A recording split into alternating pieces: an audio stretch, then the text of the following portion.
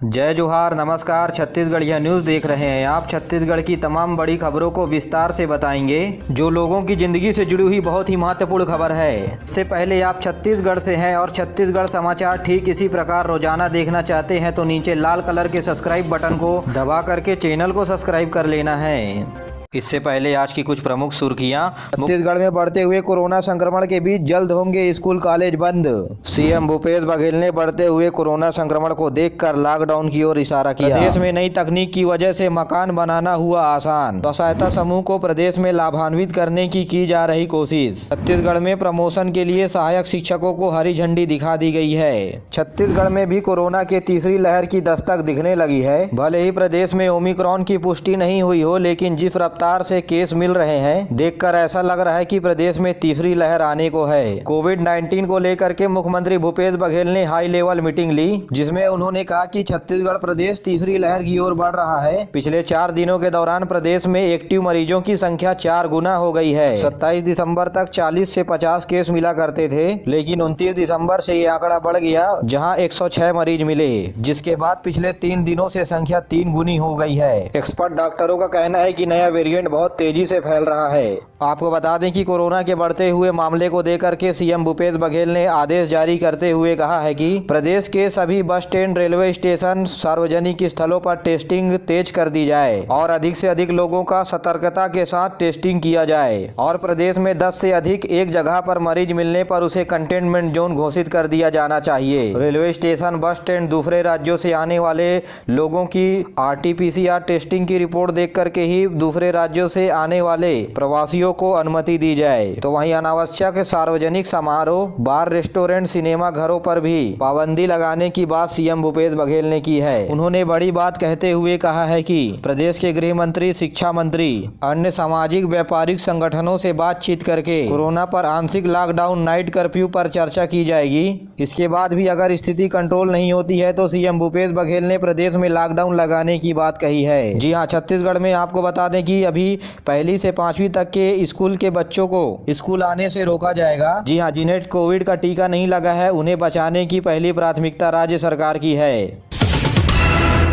इसी बीच छत्तीसगढ़ के स्वास्थ्य मंत्री TS सिंहदेव कोरोना पॉजिटिव होने के बावजूद भी वीडियो कॉन्फ्रेंसिंग के जरिए पत्रकारों से जुड़े और कोरोना के बढ़ते हुए मामलों पर उन्होंने चिंता जाहिर करते हुए कहा कि इस स्थिति को तीसरी लहर मानकर राज्य सरकार चले। हालांकि अभी ओमिक्रॉन के केस छत्तीसगढ़ में नहीं मिला है, पर मैं बाहर से आया हूं, कहीं मैं पहला न हो जाऊं, यही डर है। अभी रिपोर्ट नहीं आई है, पर ये उतना खतरनाक नहीं है, पर तेजी से फैलता है। जितनी तेजी से बढ़ेगा उतनी तेजी से उतर भी जाएगा। जी आपको बता दें कि आने वाले 1 या 2 दिनों के अंदर छत्तीसगढ़ के भीड़ भाड़ इलाके जैसे स्कूल, कॉलेज, जिम, सिनेमा घरों को लेकर के फैसला लिया जा सकता है। पूरे प्रदेश में लॉकडाउन लगाना ही मात्र एक विकल्प होगा।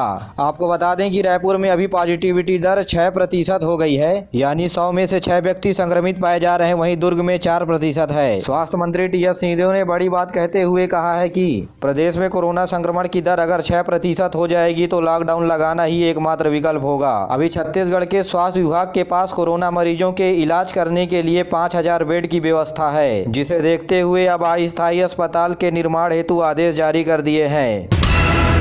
रायपुर में बढ़ते हुए कोरोना संक्रमण को देखते हुए पंडित रविशंकर शुक्ल विश्वविद्यालय ने सेमेस्टर की परीक्षाओं की समय सारणी स्थगित कर दी है। यह जानकारी जनसंपर्क अधिकारी डॉक्टर सुरेंद्र सिंह गुप्ता ने दी है।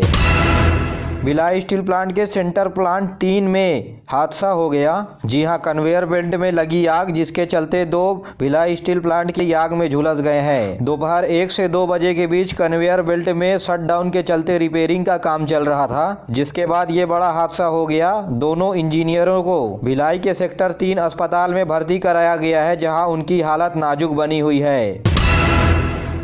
कोरोना की रोकथाम के लिए देश भर में 15 से 18 साल के किशोर एवं किशोरियों को टीकाकरण प्रारंभ हो गया है। केंद्रीय स्वास्थ्य मंत्रालय ने कहा है कि साल 2004 या इससे पहले किसी भी बच्चे का जन्म हुआ है तो ऐसे बच्चे कोविशील्ड समेत सभी प्रकार के टीके लगवा सकते हैं। 2007 से 2005 तक जन्म लेने वाले बच्चों को 15 से 18 साल के बच्चों को कोवैक्सीन लगाया जाएगा। अब तक 15 से 18 साल के 8 लाख बच्चों ने कोविन पोर्टल पर अपना रजिस्ट्रेशन करवाया है। इस आयु वर्ग के लिए कोविन पोर्टल पर 1 जनवरी से पंजीयन शुरू हो गया है। सभी आयु वर्ग के नागरिक टीकाकरण केंद्रों में जाकर के निःशुल्क टीका लगवा सकते हैं। इधर छत्तीसगढ़ में 16,39,000 बच्चों को टीका लगाने का लक्ष्य रखा गया है। इसके लिए पूरे प्रदेश में 2,000 से अधिक टीका केंद्र बनाए गए हैं, जहां सिर्फ बच्चों को टीका लगाया जाएगा। राजधानी रायपुर में करीब 1.5 लाख बच्चों को टीका लगाना है। टीकाकरण के लिए पात्र बच्चों का रजिस्ट्रेशन स्कूलों के माध्यम से भी किया जा रहा है। प्रदेश में होने वाले त्रिस्तरीय पंचायत चुनाव के आम और उपचुनाव के लिए 3 जनवरी नामांकन भरने की अंतिम तारीख थी, जिसके बाद आज से नामांकन की जांच की जाएगी और 6 जनवरी तक नामांकन को वापस लिया जा सकता है। 20 जनवरी को जरूरी होने पर सुबह 7 बजे से दोपहर 3 बजे तक चुनाव यानी मतदान कराया जाएगा। पंच सरपंच के परिणाम शाम को तुरंत जारी कर दिए जाएंगे। जनपद सदस्य, जिला पंचायत सदस्य के चुनाव परिणाम 24 जनवरी को घोषित किए जाएंगे। इसी बीच निर्वाचन आयोग ने पंचायत चुनाव के लिए 28 पर्यवेक्षकों का नियुक्ति किया है, जिन्हें आज से ही कार्यभार संभालने का जिम्मा दे दिया गया है।